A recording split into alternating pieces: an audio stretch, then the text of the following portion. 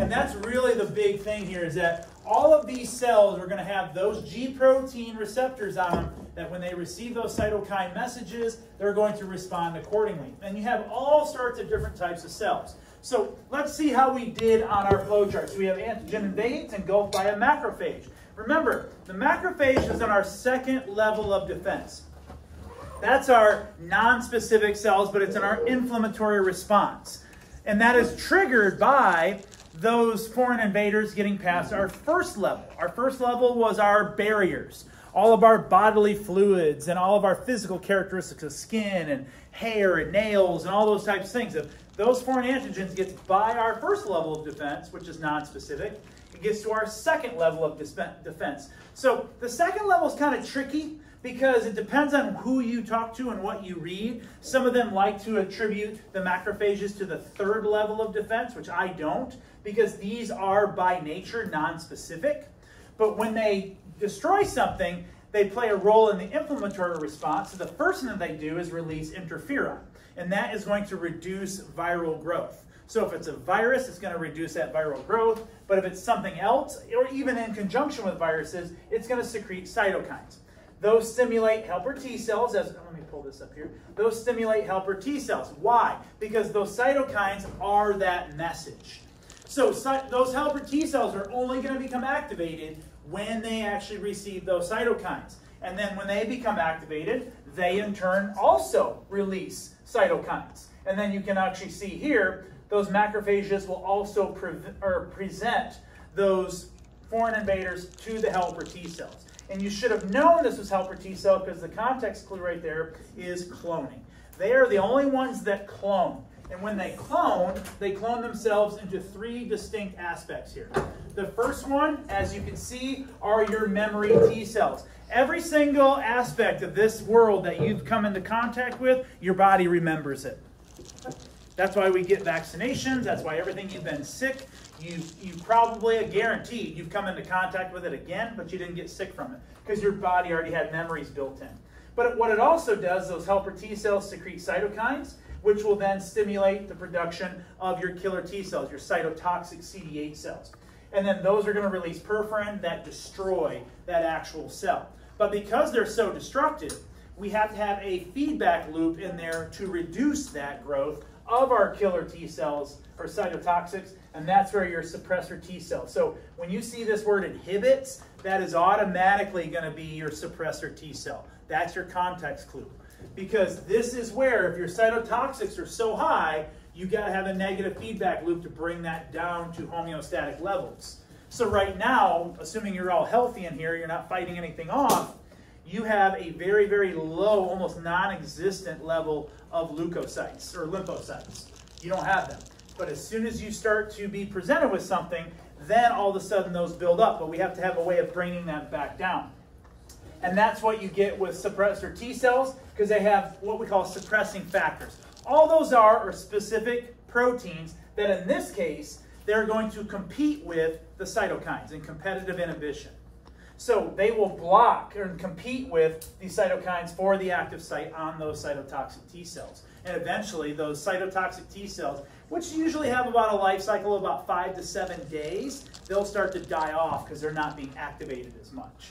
All right, but the suppressor T cells also inhibit plasma cells. Well, where do those come from?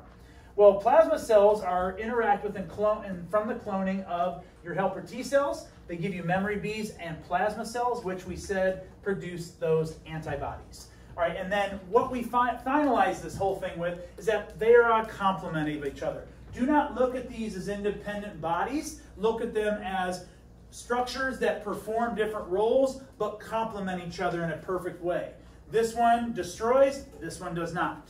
This one immediately recognizes, this one does not. So they complement each other. The thing that the other one doesn't do, this one does do that. So that's how they work together. And they have to be presented. That's the whole idea behind this, is they present, they design around their DNA, and then they communicate with those cytokines using G proteins.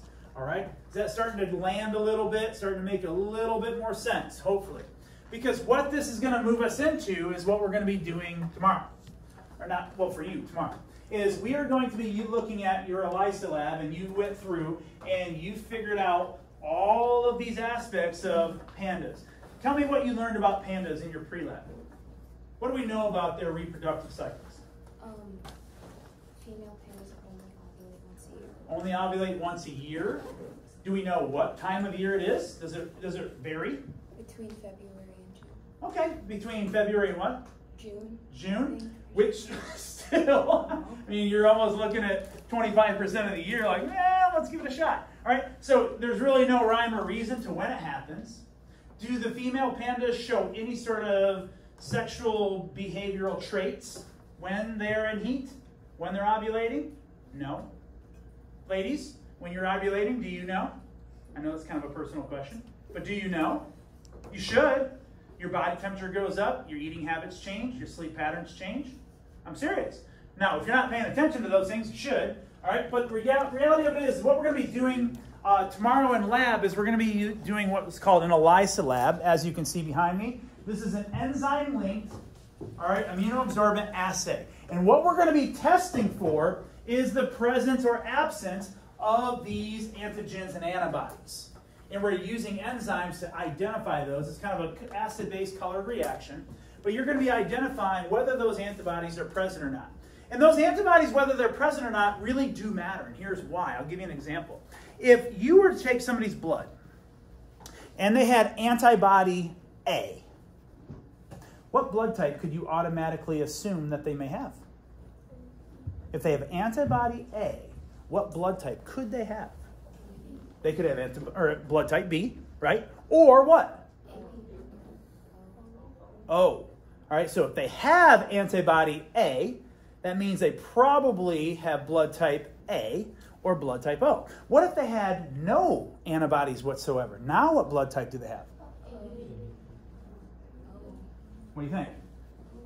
It's AB. That's why AB is a universal donor.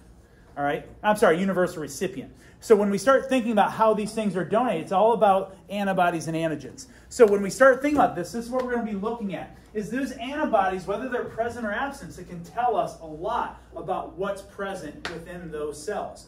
And so we're going to be doing this in the next couple of days, but we're also going to be looking at it in the standpoint of how is this message conveyed and what is it going to do in terms of reproduction? Because the other thing that you should have learned when you went through this is what messages are elicited. What were you measuring in these pandas? And so what you were measuring were different hormones. Hormones are just other chemical messengers. That's all they are. Hormones are chemical messages that elicit a cellular response. And so part 2 of our response we're going to look at here. And we've already started to allude to this earlier. But the second step of our communication pathway is what we call a transduction pathway. Now within our transduction pathway, every single cell has a series, and every cell is different, by the way. All right, all the differentiation, they're all going to have a different setup of proteins within. But all of our cells have what we call relay proteins. Some people like to call them scaffolding proteins. Like a scaffold, you set the first scaffold, and you build on top of one, and keep going up, up, up, up. And so they kind of occur in a sequence. And so we all have these in our cells that are going to play a role in that communication. So this is the second step. We are now inside of the cell, and when that message is received, in this case by a G protein, it's going to elicit a response. But there has to be this kind of checks and balances and a systematic approach to receiving that message and eliciting a response, because you don't want there's hundreds of thousands of messages coming in and out of our cells at all times. And you don't want those wires to get crossed, because all of a sudden your cells start firing off too many messages or too many responses, or in some cases not enough, or in some cases not at all. So we have to have a way of regulating that. So all of these proteins that relay messages, they are called kinase proteins. Get used to that word.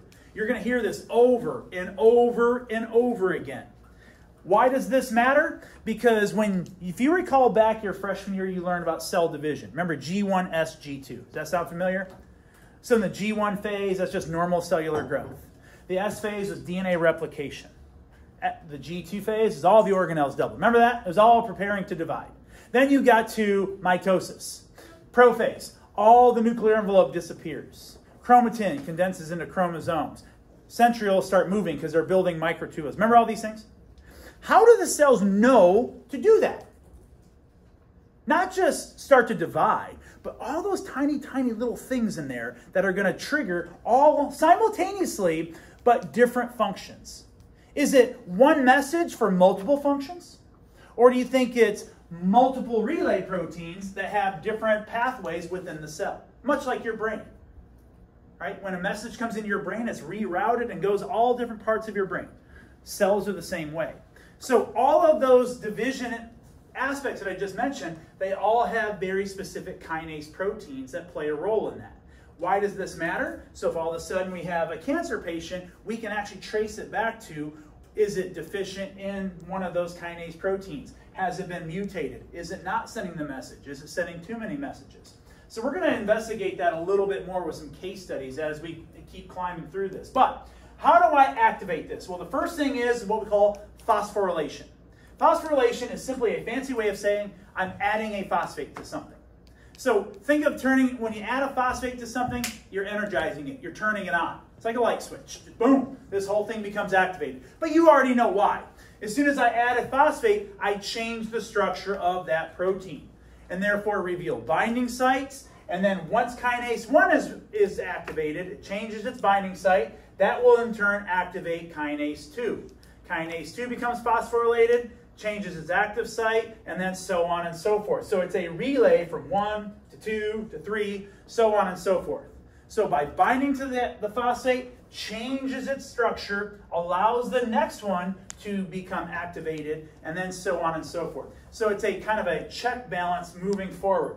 But here's my question to you. If kinase 1 sends its message, what do you want kinase 1 to do? Do you want it to stay activated? Do you want it to turn off? What do you think?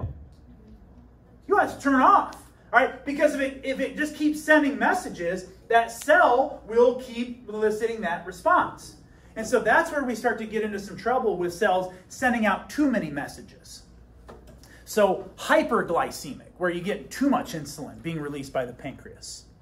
Division, you get too many cells dividing because they keep sending the same messages. So cancer, yes, is devastating. We know what cancer is, but cancer is a failure in this, where those responses and those signals are not being regulated correctly. So my question to you is, how do we turn it off? You just pop the phosphate right off of there, turn it off, like taking the batteries out of the remote? Kind of the analogy works, but see these little purple guys right here? That's what we call protein phosphatase. Let me show you this. That's protein phosphatase. So phosphorylation turns it on, protein phosphatase turns it off. Now why do we care what those are? Because we can actually quantitatively measure those protein phosphatases. So in the case of a cancer patient, what do you think is one of those items that might be in low numbers? Protein phosphatase, for some reason. We don't know why. Because it's not turning off that signal.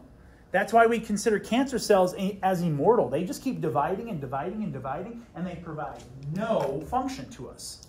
They clog up all of our bloods and push on our nerves and interrupt all of our electric circuitry. Just everything's devastating about that. So that's why these protein phosphatases are so important, because they turn off those signals. So just as much as we want to celebrate a signal being sent, we should also celebrate that signal being turned off.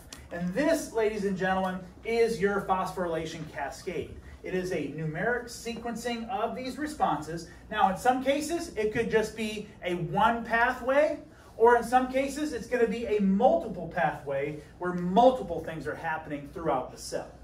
Okay? Any questions for me regarding this? Yes, sir? So, if you're healthy, as soon as it sends the message, the protein phosphatase will immediately turn off. Correct, because that protein phosphatase is just hanging out there. It's in the intracellular fluid right there in the cytoplasm. So as soon as that kinase protein changes its shape, that protein phosphatase is going to see it and start moving towards it, because it's going to be attracted to that shape change. So as soon as it's going to start competing for that active site for that phosphate. So it's going to compete and then cause kind of this chemical reaction to remove that phosphate from there. And then that phosphate is just recycled in the ATP chain. Good question. Any others? right? So like I said, not the most exciting things. I get it. That's why I only do these in small pockets. So we've done a G protein here. We now know what our transduction pathway is. But now what we need to do is we need to really start talking about that cellular response. So we're going to do that today with one of my favorite topics to discuss. And this is where I have to rein myself in a little bit because I could talk to you about hormones all the way until May if they'd let me, but they don't. So I'm going to teach this to you in a couple of days. So the first thing we're going to identify is, do you know which glands in your body are endocrine glands? Now let's talk about what this word endocrine means. All right, hold up real quick. Some of you are just jumping right in.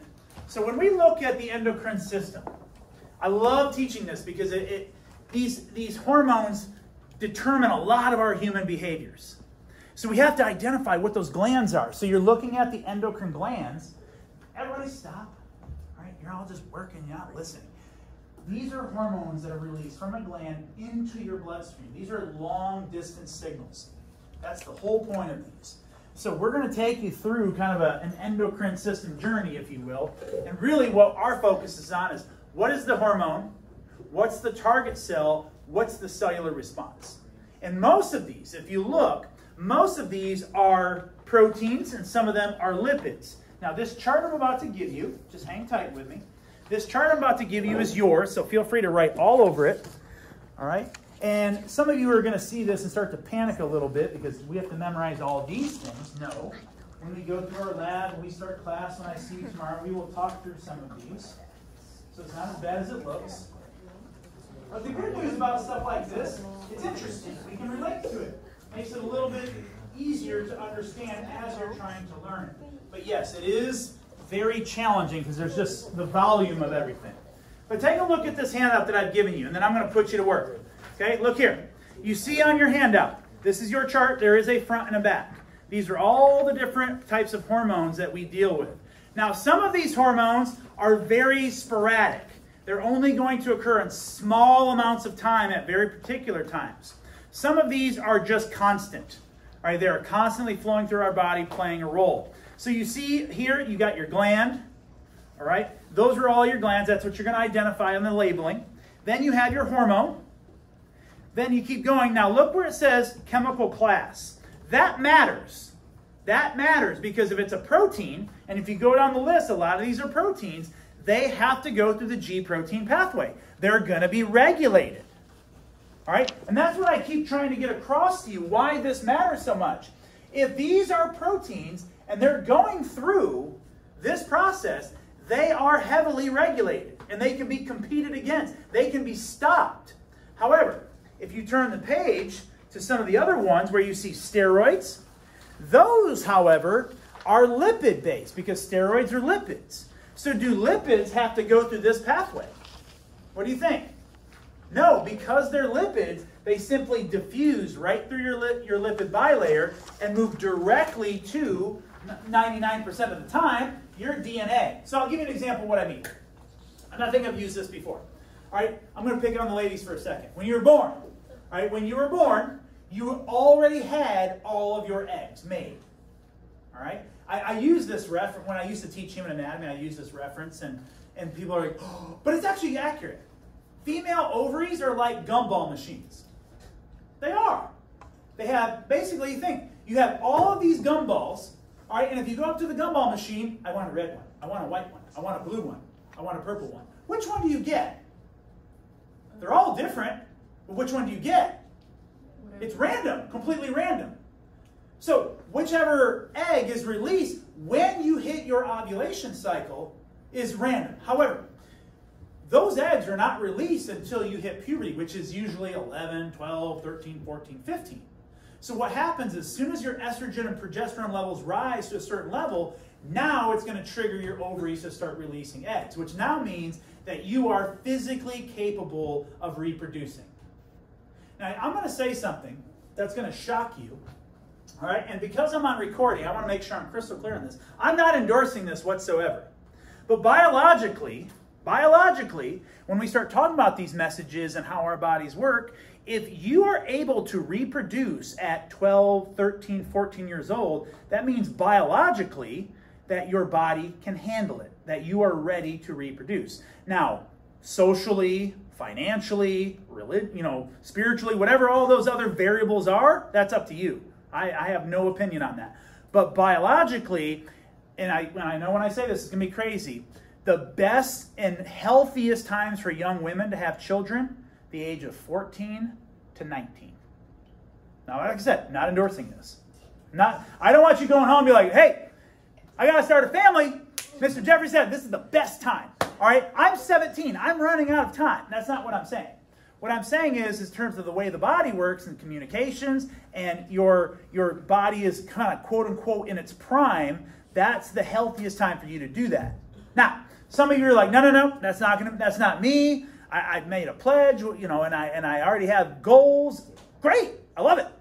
So maybe you won't have children until your mid-20s, late 20s. That's fine.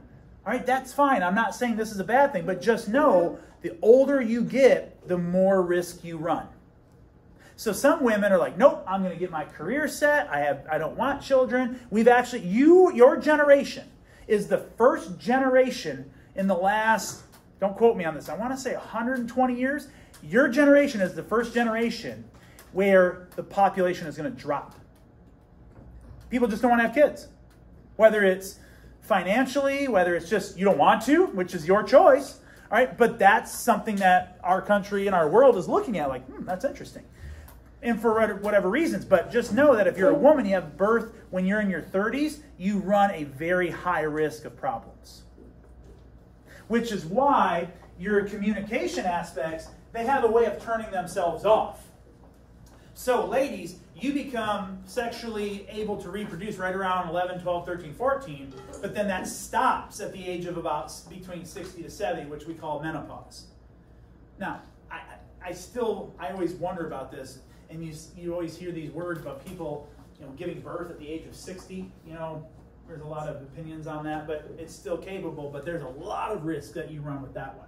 Why am I telling you this? Because those estrogens, those progesterones, and for guys, those testosterones are lipid-based. They're going to diffuse right through our membranes and go right to our DNA. And like light switches, turn that aspect of our DNA on. And that's what I want to point out to you about this. Hold on here. That's what I want to point out to you about this cellular response. Those sections of your DNA are already coded for. Those responses, those behaviors, those representative actions are already pre-programmed. But right now, they're turned off. But the only way to turn them on is to go through this transduction pathway and then activate that section of your DNA.